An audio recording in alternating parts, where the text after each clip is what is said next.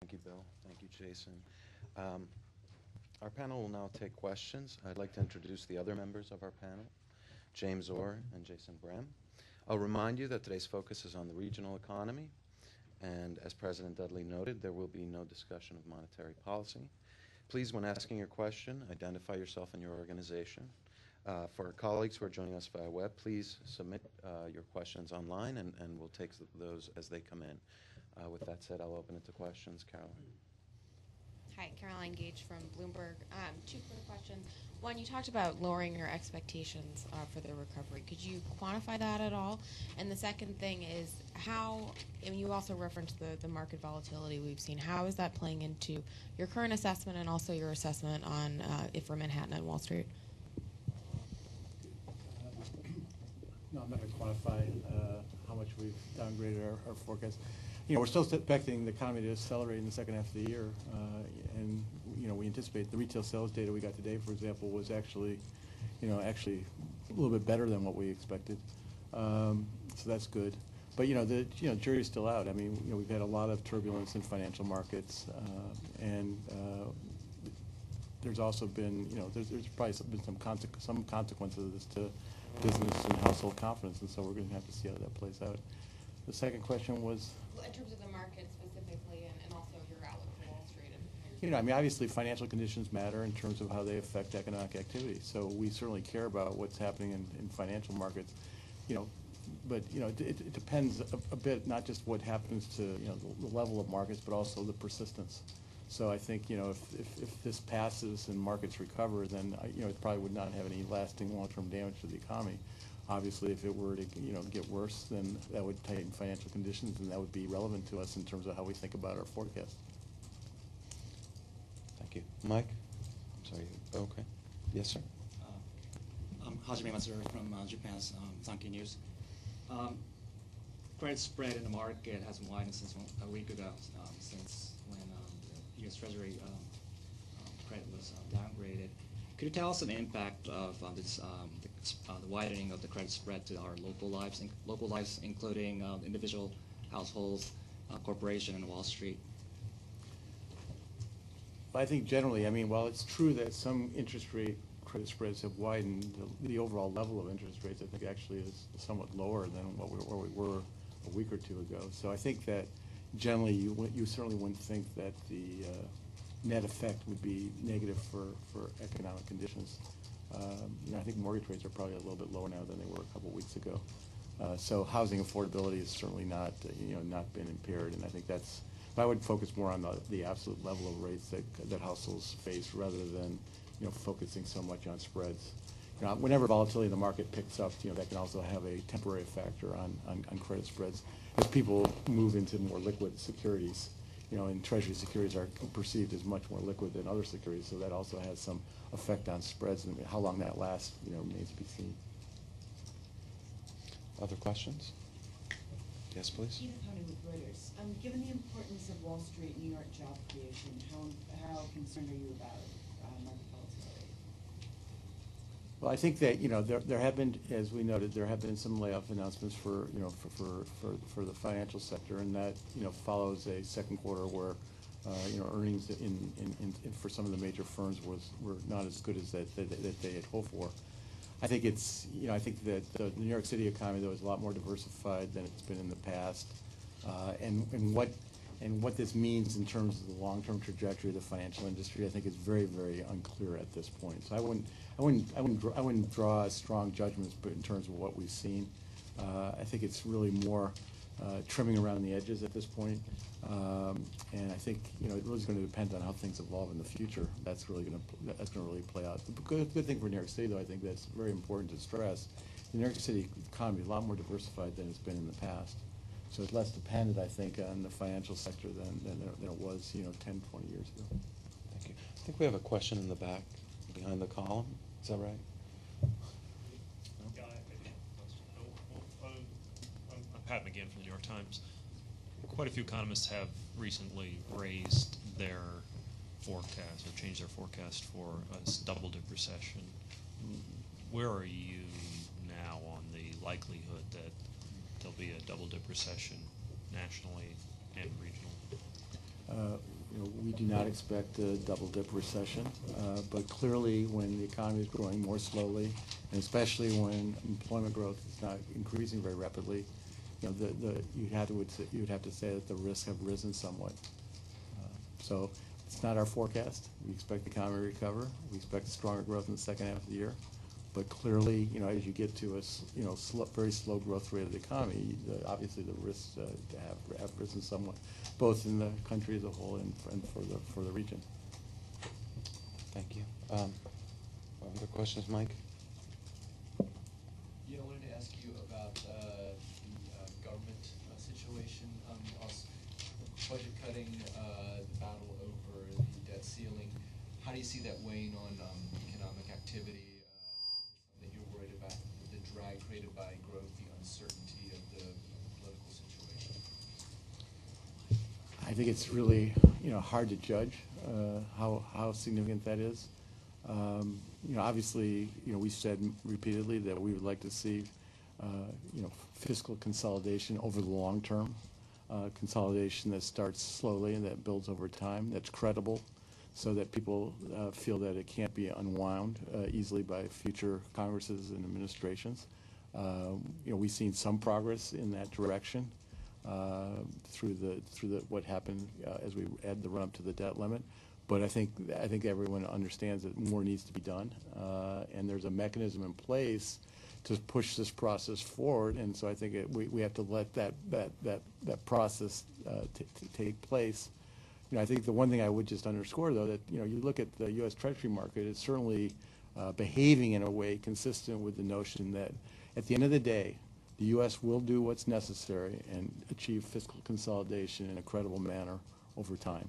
So I think that's the important thing. I think there's no sign in the markets that there's any lack of doubt on the commitment to do what's necessary over the medium to longer term. But that has to happen. Yes, please. Question for Erica. I'm sorry to be myopic, but I'm a newsday reporter and we focus on Long Island. And I found your comments about the new job turning on Long Island very interesting, because I'm working on a story about just that very subject. And I was wondering if you have looked in any detail about what's happening on Long Island that is producing that new job turning trend. Sure. Most of the growth in Long Island has been in education and health services, and the other industries that are growing are wholesale trade, leisure and hospitality, retail trade, and this education and health services is largely transformational. It's largely new jobs. And there's also actually, surprisingly, in contrast to most of the rest of the district, we've had some growth in local government as well. So and that is also a kind of new job growth.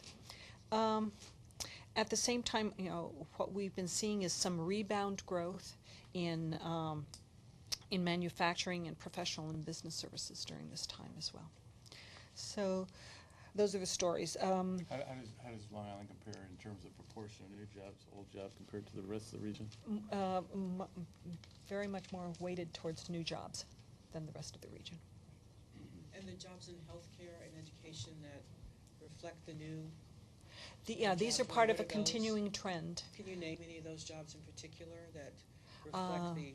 I'd have to get back to you on that, but we We'll can be look happy into it. to The reason I ask is that I've talked to a number of companies that have jobs they can't fill because they don't have enough skilled workers. And it's really a paradox in the midst of high unemployment that they can't find enough skilled workers. So I'd be happy to hear more about that, and we can look into it. Thank I you. should mention in our Empire Manufacturing Survey, which is going to be released on Monday, one of the supplementary questions asks about difficulty finding skilled workers. So you might want to be on the lookout for that on Monday morning. And then, of course, if you have any questions. I'll be on vacation. Oh, all right. Thank you. So will I. We have a question from one of our participants online, Michael Diamond from the Asbury Park Press, who asked, why are some regions more financially distressed than others? So this is probably with respect to the delinquency rate? Yeah. Let's start there. Okay, so one really important force that was behind the current cycle had to do with the leverage and credit cycle. And so if you look at our region as a whole, the amount of leverage that was actually taken on was actually not as sharp as what happened nationally, but there are some parts of the region, in particular northern New Jersey and parts of downstate New York, where the leverage actually got a little bit higher, and in those cases, households may have put themselves into a financial, more easily to a financial stress situation. And so I think if you look at where the pockets of delinquency are, it tends to correlate pretty well with places where, in general, the leverage was higher than average. And so I think there's a correlation between how much debt was taken on, and ultimately, once the downturn began, ultimately where the pockets of stress surfaced. And so I would say that's a primary cause. Thank you. Other questions? Yes, please. Thanks. Wang Yu from Caijing Magazine, which is a business economics magazine from China. And my question is still concerning towards the job recovery, because you mentioned about it's very balancing between the job growth in the new job and the old job. But it's very promising for the short-term recovery of the job. But the problem is to the long-term mismatch of the labor markets, especially we consider it about the demographic issues and also just like the productivity growth and the decrease of the employment. So how do you find the long term of the labor markets? Thanks. It's certainly true that that it's important for an area to evolve if it's going to maintain its competitiveness. So the real question is how much infrastructure do we have available to help our workers adjust to the changes as they're going on. Right now, work done at the Philadelphia Fed suggests that there's not a lot of evidence of skill mismatch so far. So we have a large pool of unemployed workers with a certain set of skills, and by and large, that pool is adequate to fill the new jobs that are being created. So plus the retraining opportunities and the job search that we have. So far, I would say that we're not seeing a lot of stress in of the mismatch sort. And one other benefit, of course, this region has, we have very strong educational establishments. This is, our district is really noteworthy for the quality of the educational institutions. So that gives you a really good, basis for doing the education and retraining that needs to take place to actually have the most dynamic economy that you can have. One thing that we're looking at the New York Fed is really to try to help facilitate a greater partnership between education and venture capital in terms of taking the intellectual discoveries that are done at the university level and commercializing them in a way that it creates jobs and employment opportunities in this district.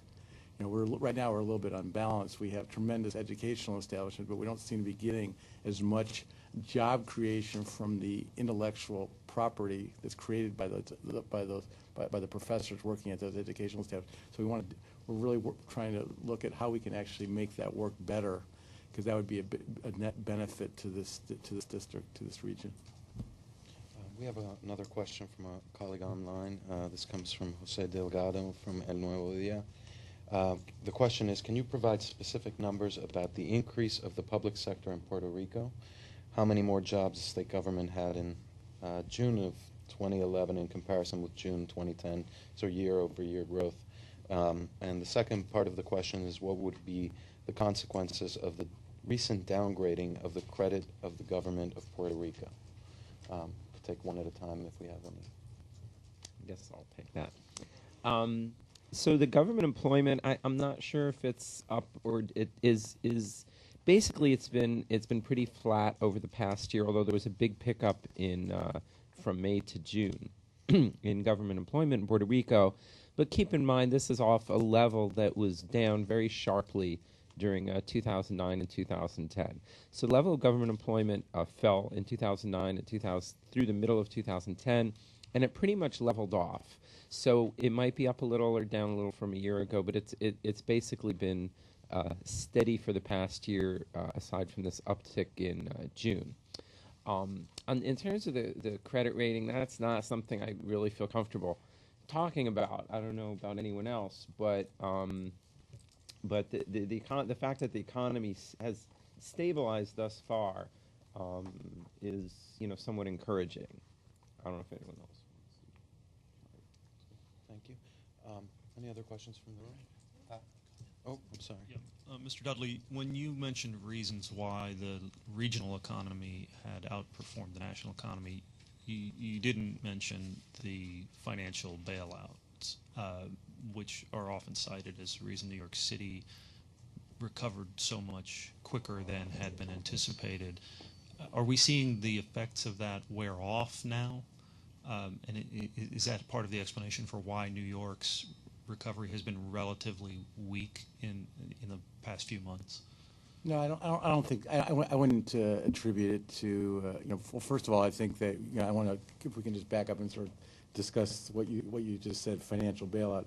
What we did in 2008 and 2009 was not about bailing out anybody. It was about making sure that the financial system continued to operate so we could have an economy that performed in a way that you could actually borrow money, save and invest, so that people could actually continue to have their jobs. So this is all about the economy on Main Street, not the economy on Wall Street. So I think it's just important to underscore that. Now, obviously, if the bailout, if the financial events hadn't happened, if we hadn't come to the aid of the financial system, we would have had a very dire outcome in the financial system, but we would have had an incredibly dire outcome in the national economy as well. So, this was not a choice of picking the financial sector over the real economy. This is a choice of basically saving the real economy, the national economy, the economy on Wall Street. I mean, on Main Street. So, so I think that, this is really a very minor factor. I think what's going on in terms of Wall Street employment is, it fluctuates in light of what's going on in terms of financial activity and level of financial markets and what's happening to the firm's revenues and profitability. And the firms adjust their employment and business models on the basis of what they're seeing. Obviously, there's a lot of change that's that these firms are going through. The Dodd-Frank Act has led to a whole new slew of regulatory initiatives, higher capital, higher liquidity requirements for major banks, regulation of the derivatives market, Volcker rule. I mean, these are just some of the things that are happening. So these things are all things that these firms have to incorporate in their business model, and their business model is going to change. Now, whether that leads to higher employment over time or lower employment over time, I think it's too soon to say. It's really probably going to depend more on the health of the national economy, and then that's going to determine the health of the financial economy. But there's a lot of things that these firms are coping with, and so it's not surprising to me at all that you're seeing adjustments of these firms as they cope with what's a very different economic and regulatory environment. I should add, Pat, that you'd think that because New York City did better, it must have something to do with the financial sector. We did a blog a couple months ago, you might have seen it, that one of the unusual things about the recovery in New York City this time is that it wasn't led by the financial sector, that the financial sector actually lagged a little bit, and that the recovery was driven by other sectors like leisure and hospitality, which sort of underlines what President Dudley was saying about the diversity of the New York City economy. So it's not what it might appear. It was tend to be driven more by Main Street than Wall Street. I mean, one thing you see in New York City is just how attractive New York City now is as a tourist destination, both nationally and also from foreign visitors. So Emily Rafferty is on our board of directors, and she heads the Metropolitan Museum, and I think the number of visitors that they're getting is setting all-time records, and so that's part of the the attractiveness of the city as a place to live and visit that I think is becoming very important, which is a little different than the dependence on the financial industry. Thank you. I wanted to press the point a little bit more of my colleague over here regarding a kind of two-tiered labor recovery, which I view as high-skilled and professional job creation on the one hand, and far less opportunity for low-skilled workers on the other. So if this is the case, and if it's possibly a long-term shift in the labor market, given that temp workers are assuming a greater share of the labor market, and that there's so many strapped states in terms of their budgets for education and retraining. I wonder what the prospects are for the unemployment rate to fall meaningfully. If Mr. Dudley could address that Well, on kind of a nationwide basis. Look, I'd I think appreciate it. that for some time, if you look at the unemployment rate by education, you find that there's a very, very big difference as you go from didn't finish high school, some college, finish college, graduate school. The unemployment rate goes down progressively as you go through those categories. So there's no question that better education leads to improved employment prospects. That said, I don't think that we believe that the full employment rate in the nation economy has changed in a meaningful way over the last few years. Now, it's true that the extended unemployment compensation benefits probably temporarily raises the full employment rate a little bit because people who have the opportunity to be on extended unemployment compensation benefits may be slower to take the first job that they're offered. But we think over the longer run, if you look at the Federal Reserve's, the FOMC committee's projections over the longer term, you'll see that the full employment rate is still down in the 5% type of region. So there's no sign that, there's no view at the FOMC, I think, that somehow we have more chronic, difficult unemployment than we did a few years ago. And I should add that one of the industries that has been growing most rapidly is accommodation and food services, which does provide a lot of opportunities for people who have skills that are maybe outside of the traditional educated sector. But that said, I think we do think very strongly at the New York Federal Reserve that job retraining and education is very, very important. It's not just about getting people employed; it's also getting them people more productive. At the end of the day, how people are compensated is based on their productivity, and so the better the skill set that they have, the more productive they will be, and therefore they will be paid more. And that's sort of that's a win-win. That's a virtuous circle. May I ask a more specific follow-up? I'm sorry, can you identify yourself? Oh, sorry, please? Claudia Hirsch with Market News, forgive me. Regarding healthcare employment, I hear anecdotal reports from recruiters that healthcare hiring is ever so slightly slowing because consumers are pulling back from seeking healthcare services as their co-payments rise with employers' belts tightening and just outright lost health benefits due to layoffs. Are you seeing similar in this region, healthcare employment growth actually slowing? Not yet, but we'll keep, we'll monitor it. Thank you. We have a question from, again, online from Hugh Morley at the Bergen Record. The question is, what are the implications of the larger proportion of new job growth in this recession than in the past? Is this a good thing for the economy, and if so, why? I think there's a clarification needed there. Yeah.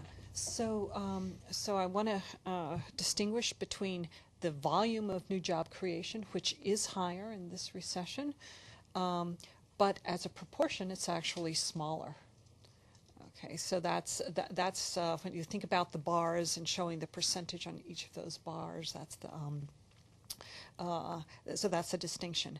It does suggest that we are undergoing a fairly rapid transformation, compared to the last recession, but it also suggests that there are an awful lot of workers who are out of work who will be able to return to similar jobs to the ones they left. So it's glass half empty, glass half full sort of situation. Other questions, please? Yes? Hi, Annalyn Sensky with CNN Money.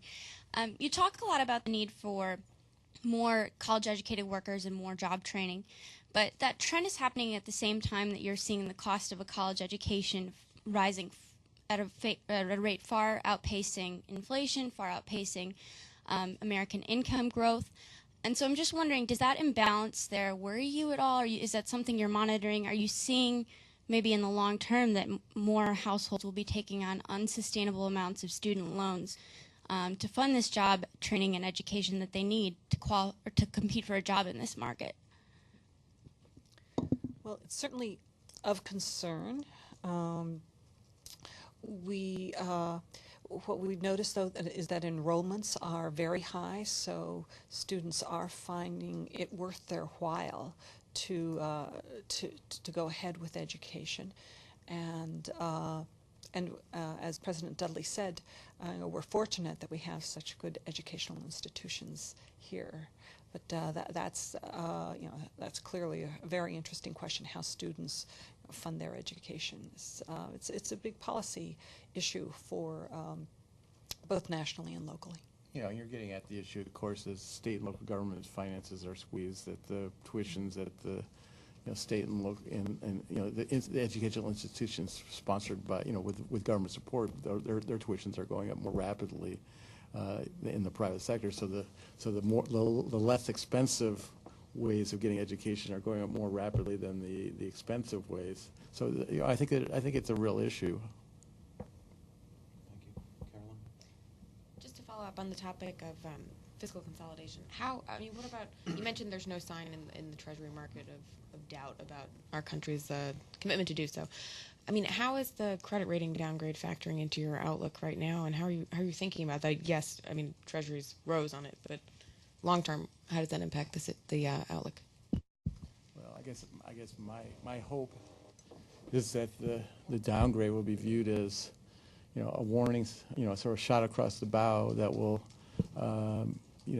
reinforce the commitment, determination to do what's necessary in terms of long-term fiscal consolidation. So I think obviously the Treasury was unhappy with the downgrade for a variety of reasons, but end of the day, I mean, I think I would say let's make a positive out of it, that this is a warning sign of what happens if you don't do what you need to do in a timely way, and so that let's get on with it. Any other questions? No? Well, thank you all very much. Thank you to our panelists. Thank you all for attending. I want to remind you that this data and quite a bit of other data is available on our website, so please visit our website at NewYorkFed.org. Also, we encourage you to look at the results of our most recent new business survey for the region, which was released yesterday, if you haven't already seen it. And remind you that on Monday we will be releasing our quarterly household debt and credit report. And again, thank you. If there's any issue that was discussed today that you would like to discuss with us further, please reach out to either me or one of my colleagues here in the Media Relations Department. Thank you again. Thank you very much, panelists.